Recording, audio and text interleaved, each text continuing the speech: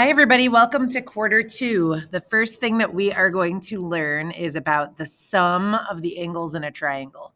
A lot of you probably already know what the angles of a triangle add up to. At some point this year, we're going to be able to prove why it adds up to that number.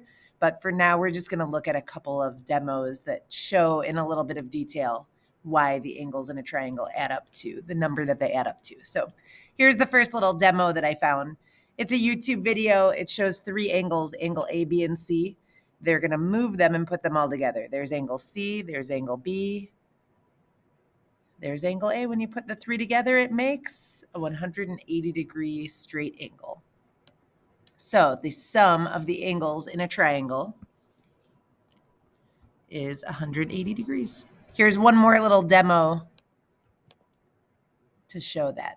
So here's a triangle. Notice the sum right here in green, 180 degrees. I can move around these angles and change all of their angle measures, and you'll see the measures for angles A, B, and C keep changing, but the sum just remains to be 180 degrees. So whether we have a right triangle, whether we have an acute triangle, whether we have an obtuse triangle, the sum is always 180 degrees. So let's do one problem for review first, and then we'll see how this applies to the sum of the interior angles of a triangle.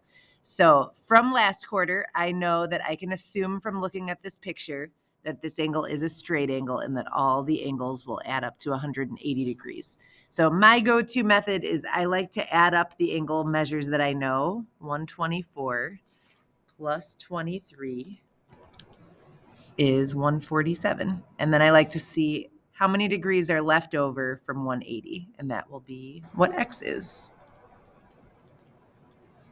So there are 33 degrees left over, so x would be 33 degrees. Well, how does that relate to what we're doing this week? Well, this week, instead of just having a straight angle, we're going to be starting to deal with triangles, but we know that the sum of the angles in a triangle also add up to 180. So we're going to use the exact same strategy that we just used on the last problem. We're going to add up the angles that we know, and we are going to subtract that from 180 to see how many degrees are left over. And just like the last problem, x ends up being 33 degrees. So different shape, but same skill that we've been using for the last couple of weeks.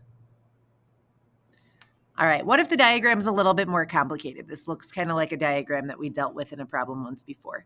112 degrees and 41 degrees. So first thing that I notice is there's some vertical angles going on in this picture. So remember, that's my buy one, get one free. So 112 degrees, 112 degrees, buy one, get one free. Then I'm going to go 180 minus 112 to figure out that angle 3, the angle next to angle 4 that's supplementary with it.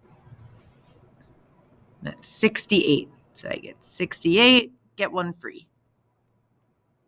68. Now I just decided I'm going to switch colors over here just to show that these are totally different. So 41 degrees, I get one for free, 41 degrees. All right, then I'm going to go 180 minus 41 degrees to try to get angle 1, the one that's next to angle 2. It's supplementary to angle 2. It's 139. 139, get one free, 139.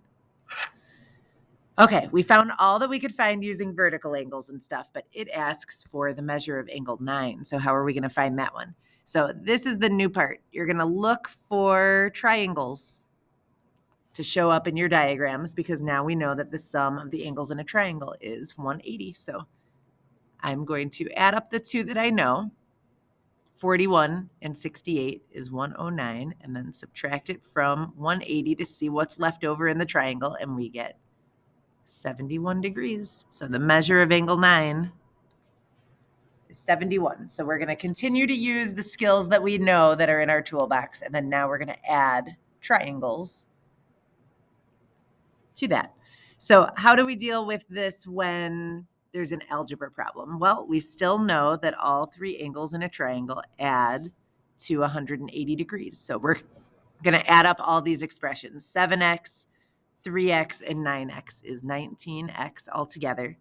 And then 4 plus 16 minus 11. So 4 plus 16 is 20. 20 minus 11 is positive 9. So I'm going to go plus 9 equals 180. So we're going to use our fact that all those angles in a triangle add to 180 degrees. Then we're just going to solve this equation same way that we always do. And hopefully 171 divided by 19 comes out nicely. And if it doesn't, that's okay too. But it does. X is 9. Then it says find the measure of each angle. So I'm going to plug in the 9 to every angle. 7 times 9 plus 4. That's 67. 3 times 9 plus 16. Let me use my calculator for that one. 3 times 9 plus 16 is 43. And then 9 times 9 is 81 minus 11 is 70. So the measure of angle G was 67. The measure of angle H was 43. The measure of angle I was 70. And if you want to double check and make sure that we did that correctly, if you add all three of those angles up, it should give you 180 degrees. All right, I have one last problem for you. It's really common for people to confuse two different types of problems. So this one looks really similar to the last problem, but what I wanted you to notice is I didn't give you the angles. I gave you expressions for the side lengths. Do not add the side lengths up to 180 unless the perimeter just happens to be 180. So for angles, you can add them up and it's 180 degrees, but for the side lengths, you need to know something else. In this case, you know that the perimeter is 85. So this time we're going to still add up all those side lengths again. So 3x plus 7x plus 9x is 19x. 16 plus 4 is 20 minus 11 is positive 9. So same expressions as the last time. But this time we're not going to equal it to 180. We're going to equal it to 85. And let me solve that equation. 85 minus 9 is 76. 76 divided by 19 is 4. And then this time it doesn't say plug it back in for all the sides. It just says find AB. So we're just going to plug our 4 back in to that side. 3 times 4 is 12. 12 plus 16 is 28. So AB is 28. So what I hope that you learned from this video is the angles in a triangle. All three angles add up to 180 degrees. But when you use that fact, make sure that it is the angle measures that we're giving you and not something for the side lengths. And now we're going to put it into practice and try it in our homework. Bye.